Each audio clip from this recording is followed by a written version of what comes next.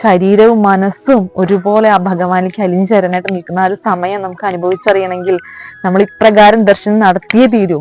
ഇപ്രകാരം ദർശനം നടത്തിക്കഴിഞ്ഞാൽ നമുക്ക് അടുത്തറിയാൻ സാധിക്കാം, ഭഗവാനോട് നമുക്ക് ഭഗവാനിലേക്ക് അലിഞ്ഞു ചേരുന്നത് നമുക്ക് അറിയാൻ സാധിക്കും. കാരണം നമുക്ക് കൈകാലുകൾ വിറച്ചിട്ട് നടക്കാൻ സാധിക്കില്ല. നമ്മുടെ നെഞ്ച് പിടഞ്ഞിട്ട് ഭഗവാനെ ഒരു നോക്ക് കാണാനായിട്ട് നമ്മുടെ നെഞ്ച് പിടയുന്നത് നമുക്ക് അറിയാൻ സാധിക്കും. അതുപോലെ തന്നെ കണ്ണുകൾ നിറഞ്ഞുകൊണ്ട് നമുക്കൊന്നും കാണാൻ സാധിക്കില്ല, നമ്മുടെ ശബ്ദം ഇടറും. അത്താഴ പൂജ കഴിഞ്ഞുവല്ലോ കണ്ണ, കൃഷ്ണനാട്ടം കളി തീർന്നുവല്ലോ.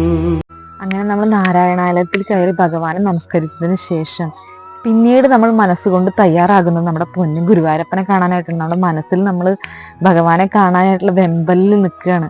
ആ വെക്കുന്ന ഓരോ ചുവടും നമ്മുടെ കാലടി വിറയ്ക്കും, നമ്മുടെ ഉള്ളു പിടയും, നമ്മുടെ കണ്ണിൽ നിന്ന് കണ്ണുനീർ